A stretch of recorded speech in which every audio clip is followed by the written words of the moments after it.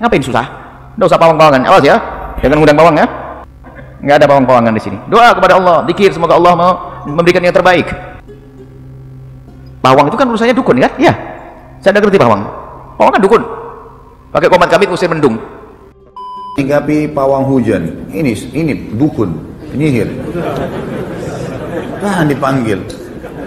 Taruh telur di belakang rumah, taruh keris, taruh segala supaya nggak hujan. Jinnya yang jaga rumah itu. Untuk apa? Terus kenapa ada yang percaya sama pawang hujan? Itulah namanya kebodohan. Assalamualaikum warahmatullahi wabarakatuh. Subscribe dan juga loncengnya ditekan biar nggak ketinggalan video berikutnya. Apa kabar semuanya teman-teman? Semoga tetap dalam keadaan sehat walafiat. Yang sakit semoga cepat diberikan kesembuhan oleh Allah Subhanahu wa Ta'ala. Viralnya perdukunan di Indonesia cukup lama ya. Beda hal-hal viral lainnya yang sebentar doang gitu ya, viral terus redup. Kalau dukun ini cukup lama udah viral di Indonesia karena memang mereka ya cari panggung atas viralnya hal ini. Dukun ini udah tumbang, dukun satunya yang maju atas dasar laporan begini begitu, padahal sebenarnya kan tujuannya panggung. Dari viralnya perdukunan ini ada hal-hal yang membuat kita tertawa, bahkan sampai ngakak juga ya, karena ada lucu-lucunya mereka. Tapi satu hal yang tetap harus tertanam dalam diri kita, bahwa ajaran agama Islam melarang keras perdukunan. Jadi kalau mau nonton viralnya perdukunan saat ini ya silahkan, tapi tetap dijaga ya imannya. Jangan sampai menonton perdukunan niatnya untuk candaan, niatnya untuk melihat hiburannya di sana, kelucuan di sana, malah terperangkap percaya terhadap perdukunan itu. Nah, baru-baru ini ada lagi dukun yang baru disorot media, bukan lagi dukun santet, dukun kebal, melainkan ini dukun pawang hujan. Mulai disorot media setelah mensomasi Marcel Radival, tapi saya nggak begitu paham juga konflik mereka berdua itu apa, dan saya juga nggak mau mengetahui lebih dalam. Di sini saya hanya ingin menyampaikan bahwa di ajaran agama Islam itu perdukunan dilarang. Tidak hanya dukun santet, dukun yang sok tahu perkara goib ya, ngakunya bisa nangkep jin masukin dalam botol, dukun kebal. Tidak hanya itu aja, dukun pawang hujan juga di dalam agama Islam itu dilarang. Mari kita simak beberapa penjelasan dari ulama tentang dukun pawang hujan guys ya. Ini bagaimana hukumnya kalau mengundang dukun pawang hujan di sebuah acara gitu guys ya. Coba kita putarkan ini dari Buya Yahya. Ngundang pawang arti dukun suruh komat kamit ngusir mendung. Haram, tidak boleh. Maulid Nabi ngundang pawang hujan. Kalau minta ulama agar doain semoga tidak hujan, oke. Pawang hujan, tancepin sana sini, si kemenyan atau apa, tapi nggak usah pawang-pawangan. Kalau hujan, alhamdulillah seger, nikmat dari Allah. Kenapa kita hindari? Apalagi malam 31 nanti, malam 31 Desember, Maulid besar di sini. Hujan, alhamdulillah. Tidak hujan, alhamdulillah. Kalau tidak hujan, jamaah bisa banyak. Kalau hujan, alhamdulillah. Yang bakal nyalakan nanu sudah pada nggak nyala lagi. Selesai. Ngapain susah? Nggak usah pawang-pawangan. Awas ya, jangan ngundang pawang ya. Nggak ada pawang-pawangan di sini. Doa kepada Allah, zikir, semoga Allah mau memberikan yang terbaik. Pawang itu kan urusannya dukun kan? Iya. Saya udah ngerti pawang. Pawang kan dukun. Pakai komat kamit usir mendung. Tidak dibenarkan ya demikian. Kalau sudah urusan dengan dukun, bagaimana? Nabi tidak akan ridho. Itu tadi penjelasan dari Buya Yahya. Kalau meminta tolong kepada dukun pawang hujan yang menggunakan jin, roh-roh gitu ya, berdoa kepada jin-jin, itu nggak boleh. Tapi kalau meminta pada kiai, ulama untuk mendoakan agar hujannya reda, agar hujannya dialihkan, ya boleh-boleh saja. Tapi harus hati-hati juga, karena banyak sekarang dukun-dukun yang berkedok kiai, berkedok ulama. Namun memang di ajaran agama Islam itu ada tata cara meminta hujan turun dengan sholat istisqa ya. Bahkan ada doa untuk meminta agar hujan itu dialihkan ke tempat yang lain. Hal ini pernah saya dengarkan penjelasannya dari Ustadz Adi Hidayat. Nah, yang pengen tahu doanya seperti apa, ini saya putarkan videonya ya. Kalau kita bisa lakukan, minta sampai 3 kali. Ya, 3 kali ini adalah kebiasaan Nabi. Kalau berdoa atau meminta, beliau selalu meminta 3 kali umumnya. Ya, atau berdoa dibacakan sebanyak 3 kali. Itu nanti ada di hadis Muslim. Kalau kita ngaji di Sahih Muslim, kita temukan kebiasaan Nabi meminta, berdoa, memohon sampai 3 kali. Boleh kita katakan Allahumma hawalaina wala alaina. Allahumma hawalaina wala alaina. Allahumma hawalaina wala alaina.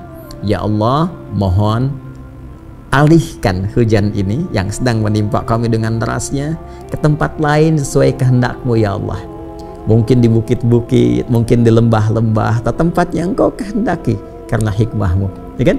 Allahumma hawalaina wala alaina, dan mohon ya Allah sekiranya tidak di tempat ini yang kami sedang beraktivitas atau kami sedang mendekat kepadamu. Itu dibacakan 3 kali. Nah, ini bisa dicoba buat teman-teman yang punya hajat ataupun acara di rumahnya namun dalam keadaan hujan dan itu tidak berhenti-berhenti. Mintalah kepada Allah Subhanahu wa taala dengan cara berdoa seperti apa yang dicontohkan oleh Ustadz Adi Hidayat tadi. Kalau bukan meminta kepada Allah, emangnya mau minta ke siapa lagi? Kita kan tiap hari mengatakan iyyaka na'budu wa iyyaka nasta'in. Harusnya itu menjadi sugesti yang masuk di dalam pikiran kita bahwa hanya kepada Allah lah kita menyembah dan hanya kepada Allah kita meminta. Dan setiap doa kebaikan yang kita panjatkan kepada Allah Subhanahu wa taala nggak ada ruginya dan pasti akan dikabulkan. Kalau nggak dikabulkan di dunia, akan dikabulkan di akhirat nanti berupa pahala. Justru meminta kepada selain Allah yaitulah yang merugi, apalagi hal-hal yang sudah jelas-jelas itu adalah kuasanya Allah seperti ngatur hujan. Malah minta ke dukun-dukun pawang hujan. Udah rugi akidah, rugi uang lagi. Ini saya bicara dalam lingkup akidahnya umat Islam ya. Akan tetapi jika ada yang menonton ini adalah non-muslim dan mempercayai perdukunan dan di agamanya diperbolehkan seperti itu, lakum dinukum waliyadin, untukmu agamamu, untukku agamaku. Oke, kita simak lagi video berikutnya. Ini penjelasan dari Ustadz Khalid Basalamah. Nah, kalau Ustadz Salaf ya tentu sangat tegas sekali ya menolak perdukunan. Kita simak videonya. Singgapi pawang hujan. Ini dukun, penyihir. Tahan dipanggil.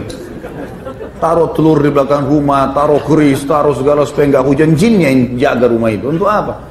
Ada acara hujan, biarin hujan, akhi. Rahmat dari Allah. Kenapa?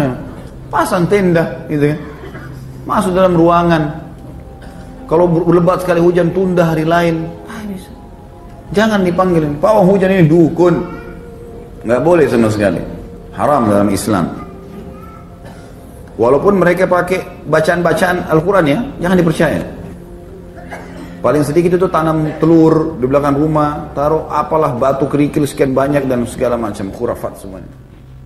Ya, itu penjelasan dari Ustadz Khalid Basalamah. Jadi walaupun bacaan-bacaannya itu menggunakan ayat-ayat Allah, tapi kalau misalnya doa-doanya itu disandingkan dengan khurafat, disandingkan dengan kesyirikan, ya tentu juga tidak baik. Hal seperti inilah yang sering dilakukan oleh dukun-dukun berkedok agama, dukun berkedok kiai, berkedok ulama. Jadi harus hati-hati juga ya kalau minta tolong kepada kiai, ulama. Ya kita lihat dulu beneran gak itu kiai, jangan-jangan hanya berkedok kiai kan. Kita harus tahu juga batasan-batasan akidah itu sampai mana gitu guys ya. Oke, kita simak video berikutnya ini ya dari Ustadz Syafiq Riza Basalamah. Coba kita putarkan ya. Kita itu kadang-kala dibohongin sama tuh pawang hujan. Kalau memang pawang hujan itu bisa menurunkan hujan atau bisa menahan hujan, kayaknya tuh pawang hujan diundang sama pemerintah ke Bogor.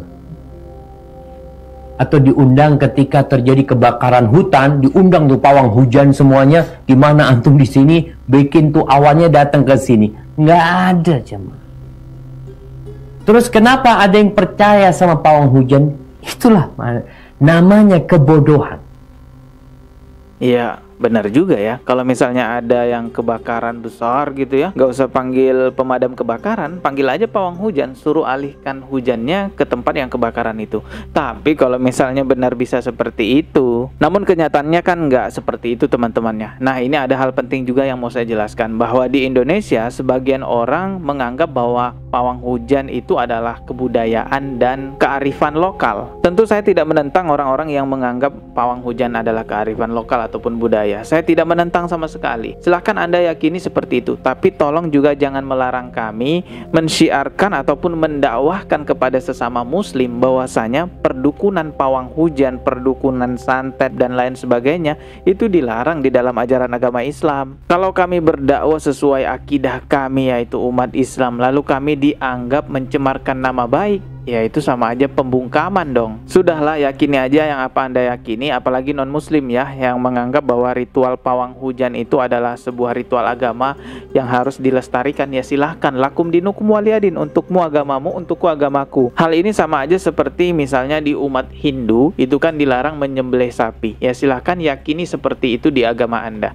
Tapi di agama Islam diperbolehkan menyembelih sapi, bahkan dianjurkan ketika hari raya kurban. Nah, disinilah letak toleransi artinya meyakini keyakinan di dalam sebuah agama sesuai agamanya masing-masing dan melakukan ritual agama sesuai agamanya masing-masing. Jangan dicampur aduk, nanti malah kacau. Oke guys, kita ketemu lagi di video berikutnya. Subscribe dan juga loncengnya ditekan biar nggak ketinggalan video berikutnya. Sekian dari saya, mohon maaf jika ada kata yang salah. Wassalamualaikum warahmatullahi wabarakatuh.